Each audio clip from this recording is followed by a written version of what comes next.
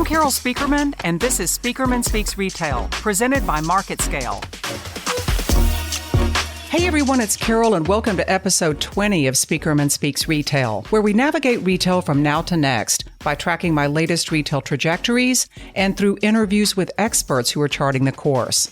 I'm here to break down what really matters in retail right now and to make it simple for retail stakeholders like you to pursue big retail B2B programs. And that's going to be our focus today. One big overlooked power play in your retail positioning. Call it thought leadership, know-how, or just retail smarts.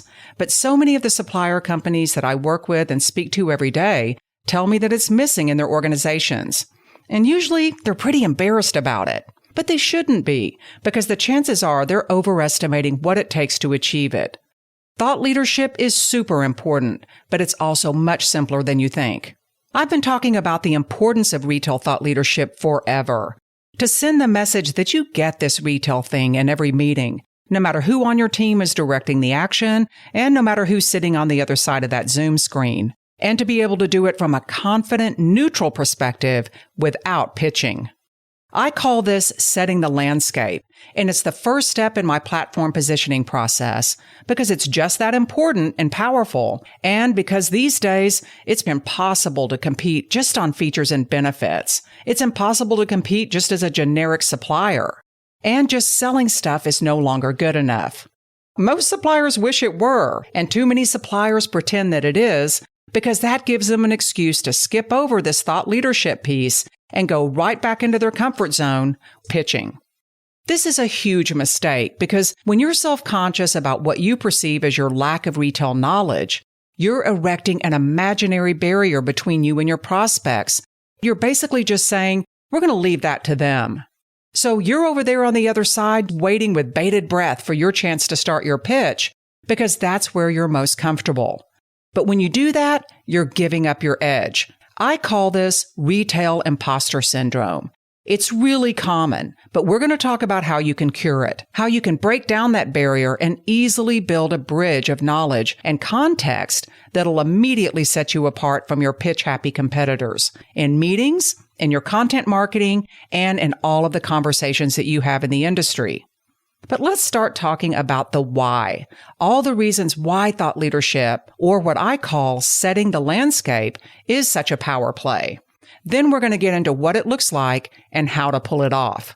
And I'm even going to give you some homework so that you can put it to work right after the podcast. Those of you who've listened to the podcast, attended my presentations, and definitely those of you who've worked with me, know that the concept of platform positioning is fundamental to everything that I do. From my last episode, one of my top 2020 retail resolutions was to lean into your platform leverage, to stop acting like a company that just sells stuff and start to position to your prospects' platforms. These platforms include new formats and business models, data, content, partnerships, acquisitions, and so much more. But all that complexity presents opportunities. Defining the landscape and setting the context for the environment that you and your retail partners operate in is step one.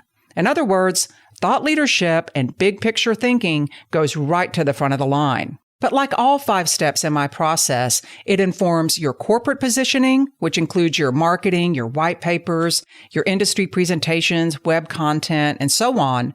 But it also parlays to your prospect and customer meetings. This is true of all the steps in the process because you want your corporate positioning and your business development process to reinforce one another. One of the biggest problems that I see in retail B2B business development is sales and marketing being at odds.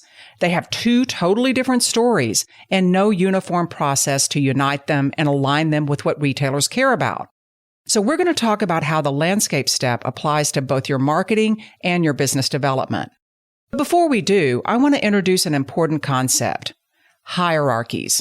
The building blocks in my process are basically about establishing effective hierarchies, and the sequencing of the steps is just as important as the steps themselves. So establishing the proper hierarchies puts everything in its place, rather than giving equal weight to all kinds of ideas. Putting your thought leadership, that landscape step, right in front in your marketing and in your business development process is one of the most powerful moves you can make. Don't worry, you can definitely talk about yourself and sell your stuff, but that goes further down in the hierarchy. It's a later step. The landscape step sets the scene for you to talk about yourself later. Because when you own the fact that selling isn't about your products or services, it's about who you're selling to, starting with the landscape step acknowledges and works with that natural hierarchy. So let's talk about the corporate side of your landscape step. Using the landscape step to pump up your corporate positioning allows you to immediately take the focus to a strategic level and elevate your content to thought leadership, authority, and just plain being helpful. That puts your corporate positioning ahead of 99.9% of companies that just don't have the confidence, the patience, or the authority to do it. They've got that imposter syndrome. Most of what they're putting out is me, me, me. It's all just a thinly veiled pitch that's disconnected from what their prospects really care about. Now, I've gotten into some pretty spirited conversations with CEOs who try to convince me that their pitches are thought leadership. Once we walk through the process, they start to realize how self-interested they were coming across and how narrow their perspective really was. I've also worked with some really great companies that have created awesome white papers, digital marketing campaigns, presentation decks, and investor materials that are based on having a handful of landscape elements as their lead-in. The confidence that radiates from these teams and the results that they're getting from doing this are so gratifying. But let's talk about what it means for you and how to go about it. When you address the retail landscape in your corporate content, you're talking about the big retail picture. And actually, the further away from your capabilities and assets, the smarter and more confident you're going to come across. To complete the landscape step for your corporate marketing, the big questions to answer are, what are your customers and the industries that you serve up against? What are your customers trying to accomplish? Not necessarily in direct relationship to your products or services. Which retail dynamics are you corporately tracking? Where do you see retail going? And here's the big one. What is your neutral point of view on retail? In other words, from a thought leadership perspective, not with a bias or as a pitch. You want to come across as an authority, not as a thirsty salesperson or a marketing executive who's trying to make everything about you. So your homework for the landscape step for your corporate positioning is to answer those questions and arrive at 5 or 6 overarching retail dynamics that will start your landscape library. Ones that message your authority and thought leadership. Ones that show that you know what's really going on. I would suggest that out of 6 landscape bullets, and I do encourage you to start with bullets and then you can flesh them out as quick talking points, 3 of the 6 can tie into what you do, but they still should be focused on your customers' goals. And the other 3 can be detached. Remember to keep them neutral and not think of them as an opportunity to pitch. The retail trajectories that you've heard me cover in so many of my podcast episodes and that form the framework of my keynote presentations, they're a perfect plug-in for this landscape step. In my workshops and consulting projects, we actually build landscape libraries together, and you can curate them for your presentation decks. This is an immediate differentiator, and here are a few examples. Think about a company that sells data capabilities or merchandising services addressing the acceleration in private brands. Think about a company that sells apparel, talking about how retail organizations are getting flatter and the need to speed up decision-making. How about a food products company, talking about the rise in multi-format retail? All of these are relatable, relevant, and linkable, but they're not obvious or pitchy. When you heard them, were your gears already turning about how you could link these ideas? Do you see how straying from the obvious pitch points and delaying a "this is why you need us" spiel is such a better lead-in? Now, I said this was simple, and it really should be. We're talking about light touches. You don't need encyclopedic depth. That's a big myth, and it's one of the myths that keeps folks from pursuing thought leadership. Your goal is to exhibit awareness of truths that impact their world and challenging your organization to align your value with what they care about. When it comes to incorporating the landscape step in your business development process and your presentation decks, Just as it makes sense to look at what's trending on Google and piggyback onto it, setting the landscape here is a way of doing the same thing. Think of it this way. If all your prospects and customers are talking about certain things, and you're snapping your fingers saying, no, look over here, or let me explain why we're talking about this other thing, or if you're jumping into a pitch, you lose. Opening your meetings by setting the landscape ensures that you don't feel like you're forcing yourself on them, and instead that you're being useful and thoughtful and helpful. It puts them and you at ease, and it kicks everything off with confidence. In your presentation decks, the landscape is literally your first slide. In fact, many of my clients just use that header, landscape, or retail landscape, and it works just great. This should simply be bullets that kick off your presentation. I recommend no more than 3 or 4 landscape bullets, preferably stated in no more than 3 or 4 words each, that creatively articulate some of those big picture retail dynamics that you're tracking. 1 or 2 can tie into what you do, but the others should be hot button initiatives that are not obviously connected to what you sell.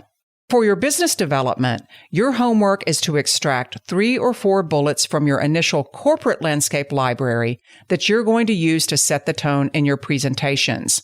Because remember, you want those marketing elements and those corporate positioning elements to agree with and align and even get repeated in your business development. Think of this as a semi-customized element because you're going to want to curate these elements to correlate with the initiatives that your specific prospects have. But remember, from a neutral perspective. Think of these as completing the sentence, some of the dynamics that we're tracking right now, or here's what we're seeing. But remember, it's not a pitch slide. It's super effective to pair your knowledge of retail with your knowledge of their initiatives right at the beginning. This can sound something like, we're seeing another big private brand boom right now. It's accelerating, and you guys are a great example of this. Adding 4 new brands just this year, and one of them driving 30% growth. Wow, congratulations on that. Do you see how correlating what they're doing with your thought leadership can be a real power opening? I just spoke with one of my workshop clients just last week. She's VP of sales for a multi-brand consumer products company. And she was thrilled that one of her top prospects started smiling right when they kicked off with their landscape talking points. Her prospect told her that he had just been talking about all of that morning with their top leadership in a town hall. But it immediately set the right tone, and it smoothed the way for her to start talking about what they do and why they do it. It instantly sent the message that my client has her finger on the pulse. So to wrap things up, just as retailers have to create an experience that sets them apart from all those other guys who just sell stuff, you have to engineer an experience for them that does the same thing. At a time when capabilities are a short-lived advantage, the way you tell your story, the chapters in that story, and how they're sequenced can make a real difference. You need an edge, and thought leadership and establishing the landscape is the first step in sharpening that edge. I love cracking the code on retail positioning opportunities. And if you want to learn more about my platform positioning workshops, trainings, and presentations, or if you're building out content for upcoming thought leadership events for your clients, ping me directly at carol@speakermanretail.com. And you can check my schedule on my site under speaking at speakermanretail.com. Thank you for listening in today. I've got some exciting trajectories and interviews planned for you up ahead, so I hope you'll stay tuned. See you next time, and happy selling.